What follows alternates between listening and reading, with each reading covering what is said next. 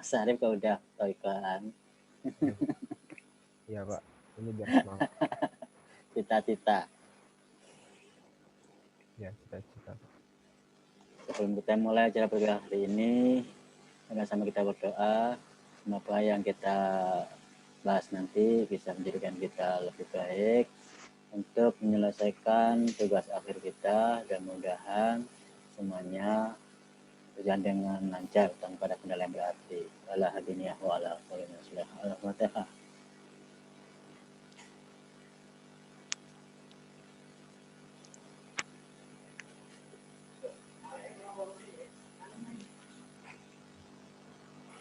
Amin ya rabbal alamin.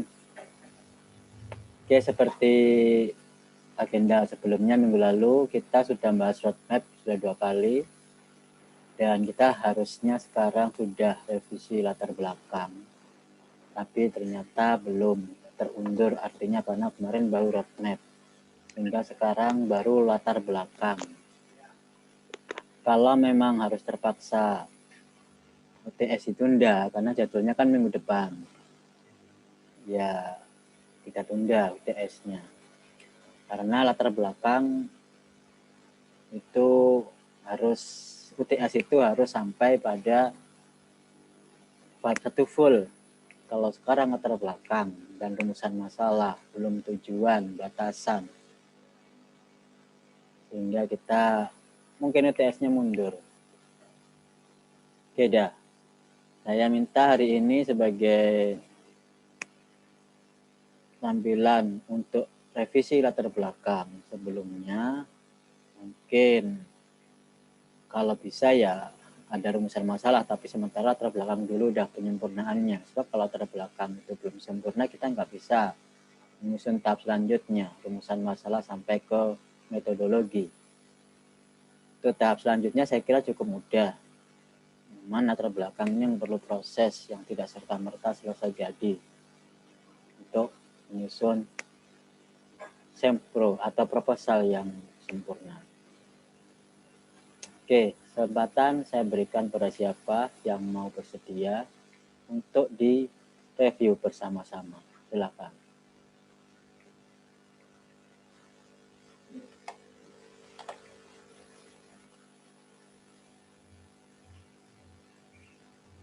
Saya Silakan Mbak Mega. Mega, latar belakangnya boleh di-share.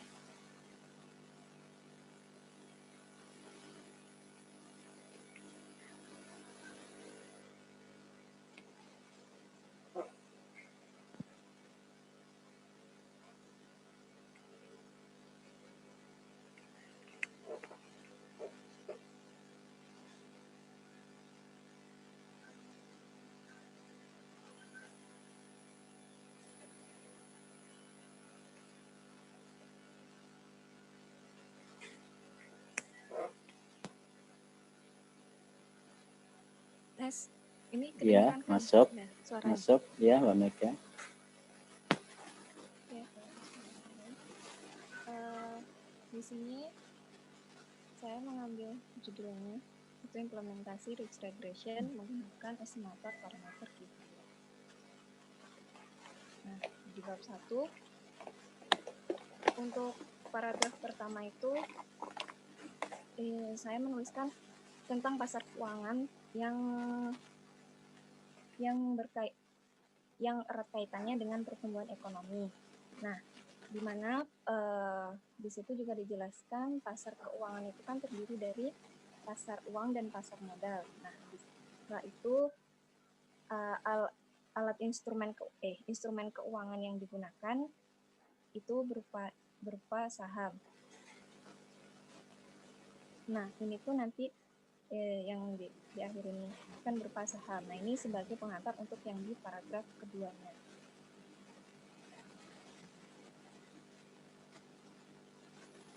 Nah, makanya di paragraf kedua itu menjelaskan tentang harga saham.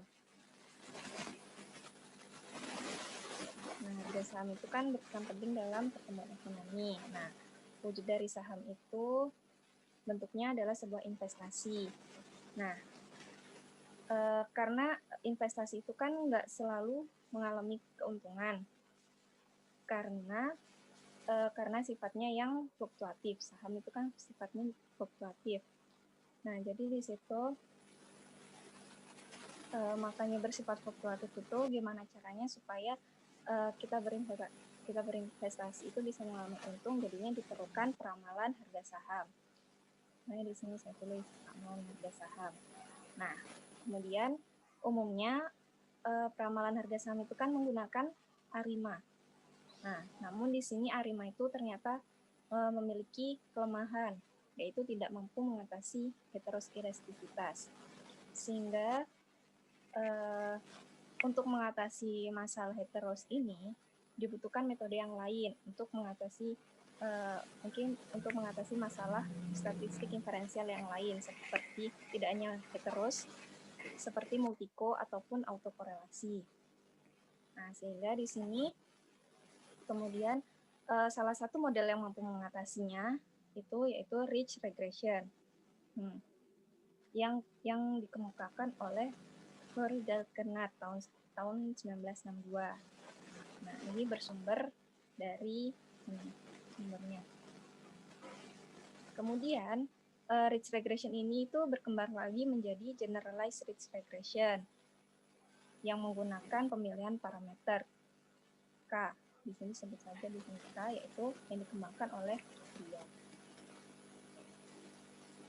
Kemudian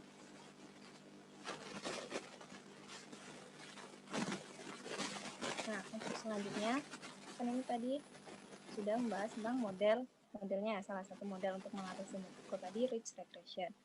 Nah, di paragraf yang ketiga itu kemudian sambung lagi ke membahas tentang model ridge-nya.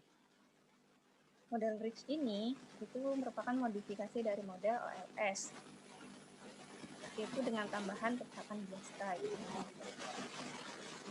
Kemudian penambahan tetapan bias ini akan mempengaruhi besar koefisien estimator ridge dan menghasilkan estimator yang bias. Nah, ini menurut ini sumber dokumen. Nah, meskipun menghasilkan koefisien estimator regresi yang bias itu, tapi estimator tersebut itu nilainya mampu mendekati nilai yang sebenarnya, meskipun ada bias. Nah, makanya di tesis yang di jurnal utama kemarin itu kenapa ada bias trade-off. Nah, nilai tersebut mendekati dilihat dari nilai mean square error-nya yang dibandingkan dengan OLS. Karena kan ridge itu tadi kan perkembangan dari OLS yang ditambahkan dengan tetapan bias K. Nah, namun selain tetapan bias Ibria yang saya pakai itu masih ada tetapan bias yang lainnya. Gitu. Nah, ini menurut Bergade tahun 2014. Nah, kemudian paragraf selanjutnya itu sudah masuk ke beberapa penelitinya. Nah, penggunaan metode ridge pada peramalan harga saham telah dilakukan oleh beberapa peneliti, seperti Tanjung dan Rustam tahun 2013. Nah, yang paragraf ini, paragraf keempat ini sudah masuk ke beberapa jurnal peneliti. Nah, yang ini tuh tentang ridge yang menggunakan data harga saham. Ya, salah satunya Tanjung dan Rustam dan Arifin 2018. Nah, Tanjung dan Rustam ini tuh melakukan penelitian harga saham yang berbasis indikator teknis menggunakan regresi ridge dan kernel ridge. Kemudian kalau yang Arifin ini dia menggunakan peramalan harga saham gabungan di Bank Indonesia dengan model generalized ridge regression. Nah, keduanya hasilnya menghasilkan Yang generalized ridge ini menghasilkan bahwa dia dapat mengatasi masalah autokorelasi dan multiko. Kemudian penelitian yang lain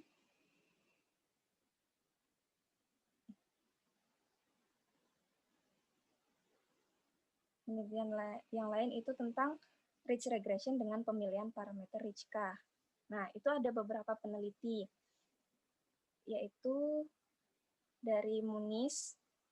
Sebenarnya ini penelitinya ada 3, jadi saya tulisnya Muniz DKK tahun 2012, kemudian Kara Ibrahimoglu, juga penelitinya ada 3 orang. Kalau Mbak, kalau nulis dan kawan-kawan tuh dipenggal pakai koma ya, dipisah koma. Oh iya Pak. Iya. Iya. Terus ada lagi Arashi dan Falizadeh ini juga membahas tentang ridge regression dengan parameter ridge-K. Kemudian terakhir ada Dorugade tahun 2014. Jadi ada 4 jurnal yang membahas tentang ridge regression dengan pemilihan parameter ridge-K. Nah, kemudian pada paragrafnya saya menjelaskan sedikit penelitian tersebut, bagaimana cara melakukan penelitiannya, yaitu dengan melihat variance error, korelasi antar variabel penjelas, dan bagi sampel serta koefisien delta-nya. Kemudian peneliti dari keempat jurnal itu berkesimpulan bahwa MSE estimator dengan parameter ridge itu lebih kecil jika dibandingkan dengan MSE estimator KFS. Kemudian paragraf yang selanjutnya itu tentang estimasi model ridge menggunakan metode Kibria itu, tapi menggunakan simulasinya pakai simulasi Monte-Carlo. Kalau sebelumnya ini menggunakan simulasi, tapi simulasinya bukan simulasi Monte-Carlo, itu simulasi biasa.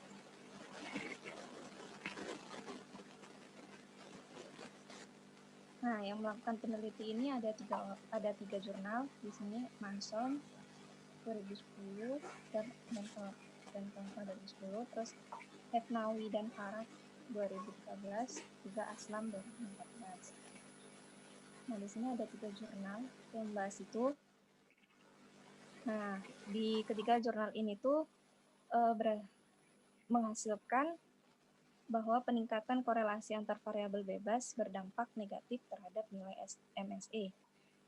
Nah, sedangkan peningkatan korelasi antara variabel penjelasnya itu berdampak positif terhadap nilai MSE. Sehingga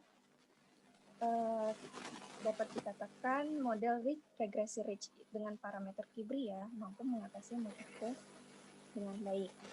Nah, di roadmap itu jadi saya di roadmap yang sudah saya buat ternyata itu ujungnya itu sebelum masuk ke masalah yang akan saya teliti itu terdapat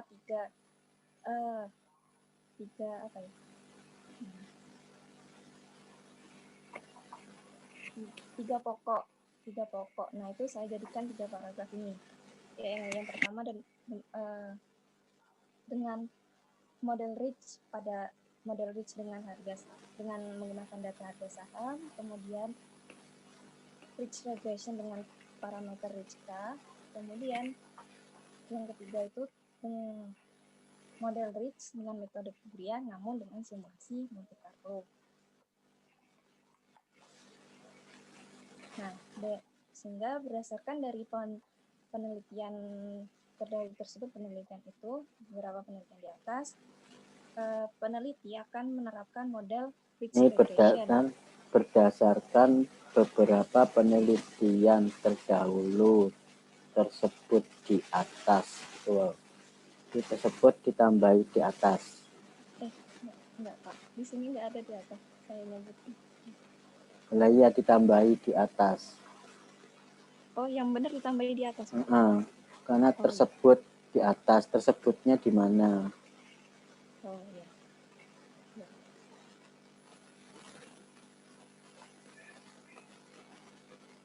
Jadi berdasarkan beberapa penelitian terdahulu tersebut di atas, peneliti akan menerapkan model ridge regression dengan parameter Rijka Kibria dalam menentukan indeks harga saham dari suatu perusahaan. Di mana di sini data indeks harga sahamnya itu menggunakan indeks harga saham dari PT Telkom. Nah, PT Telkom ini merupakan salah satu perusahaan terbesar di Indonesia dengan nilai prospek harga saham yang cukup tinggi. Kemudian yang di paragraf terakhirnya itu ayatnya, Pak. Tapi saya masih belum yakin apakah ayatnya ini nyambung. Belum. Sudah, Pak.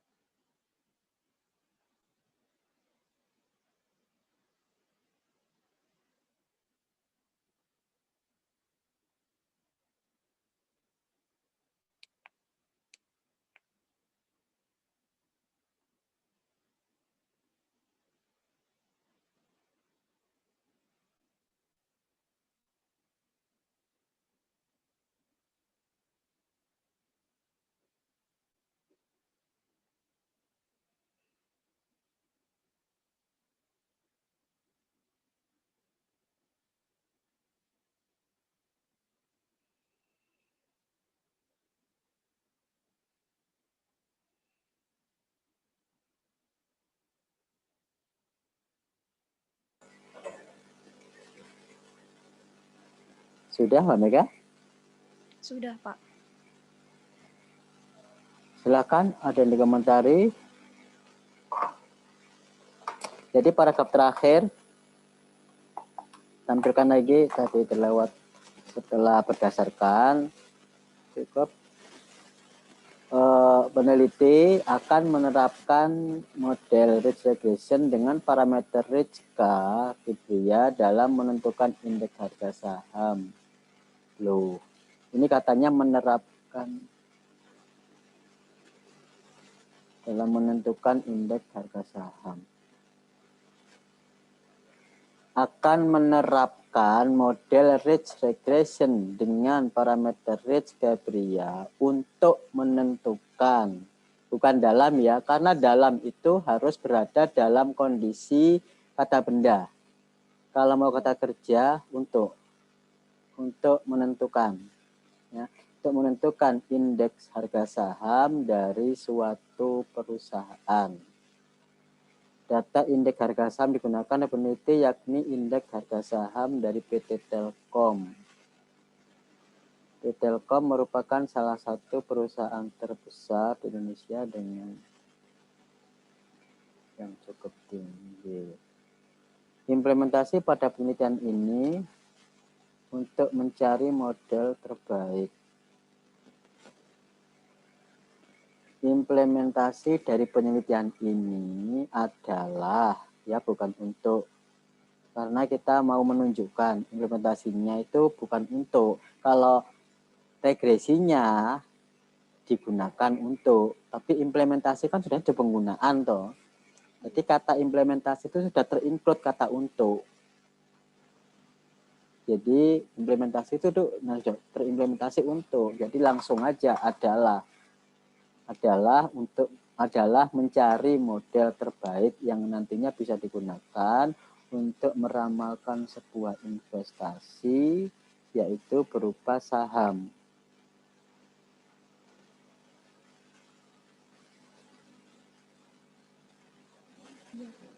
Adalah mencari model terbaik, nggak usah nantinya ya, nggak usah kata nantinya, yang terbaik yang bisa digunakan untuk meramalkan sebuah investasi yaitu berupa saham. Kan di sini di bursa saham ya, di mana ini? Di bursa saham. Untuk meramalkan, nah, kalau untuk meramalkan itu untuk yang akan datang, itu yang digunakan untuk meramalkan investasi di pasar saham pada waktu mendatang atau pada waktu yang akan datang, itu boleh. Karena untuk meramalkan itu harus ada waktunya. Untuk kapan, meramalkan apa. Itu meramalkan investasi, langsung di bursa saham ya ini ya maunya ya. Investasi pada bursa saham pada waktu yang akan datang.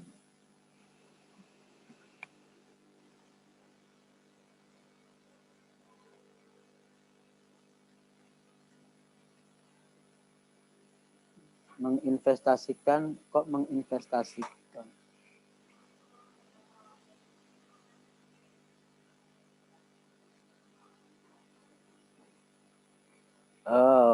Investasi merupakan sesuatu hal yang dianjurkan dalam Islam. Dalam kata-kata investasi di Al-Quran itu secara eksplisit, jadi harus ditafsirkan sebagaimana yang digunakan di Al-Quran. Di situ kata apa?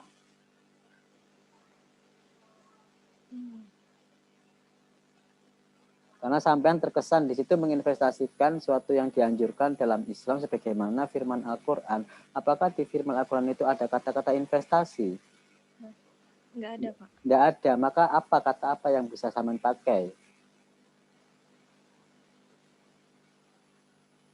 Misalkan ya, kalau misalkan di Al-Quran itu ada ayat yang mengharuskan kita berhemat, menabung, atau apalah, apa gitu. Maka terus sampean tafsirkan sebagai analogi dari sebuah investasi, maka boleh dengan kata-kata itu.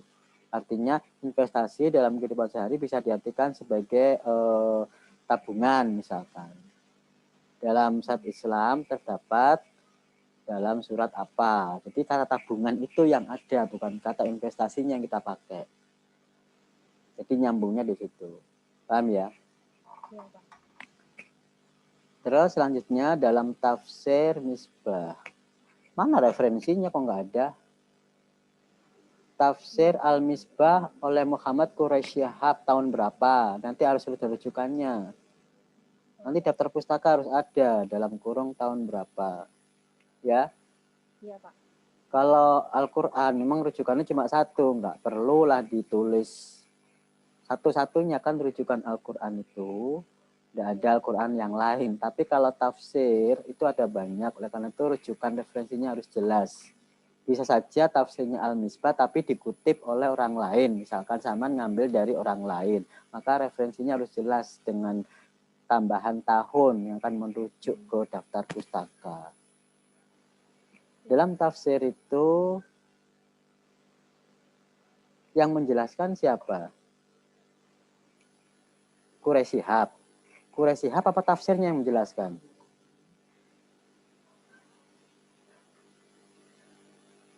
Mbak Meka?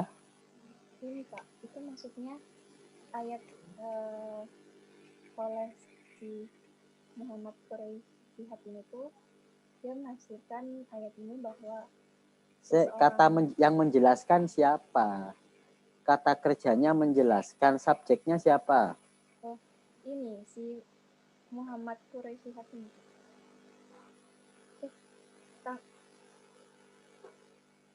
Yang mana subjeknya? Iya. Muhammad Quraisy Shihab. Terus dalam tafsir Al-Misbah oleh itu apa?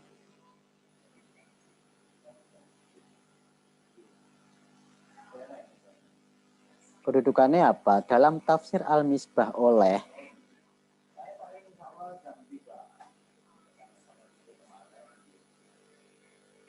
kata-kata oleh masalahnya. Iya. Yang benar harusnya gimana? Berarti nggak usah ini, Pak, nggak usah oleh Muhammad gitu. Hanya dalam tafsir Al-Misbah saja.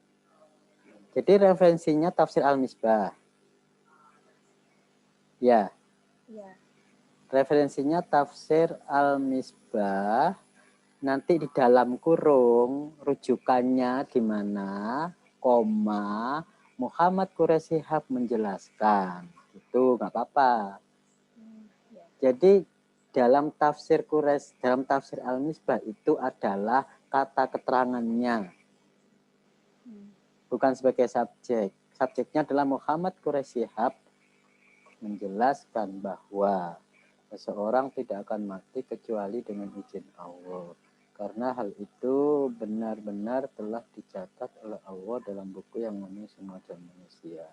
Barang siapa berharap kesenangan dunia dan akhirat. Kalimat semua uraian kalimat itu Anda parafrase atau langsung cuplikan? Langsung. Di parafrase sedikit, Pak. Parafrase ya. Sebab Iya. kalau cuplikan langsung itu harus ada tanda petik. Kalau parafrase dengan tafsir dengan kalimat kita sendiri boleh seperti ini. Ya. Iya. Sebab kalau kalimat langsung itu artinya kita cuplik apa adanya tanpa merubah. Iya. Terus berdasarkan ayat dan tafsiran tersebut, kembali ke bawah, geser ke bawah, berdasarkan ayat dan tafsiran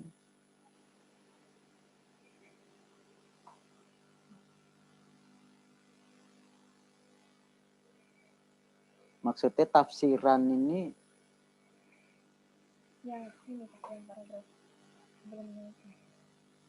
Tafsir Al-Misbah itu tadi.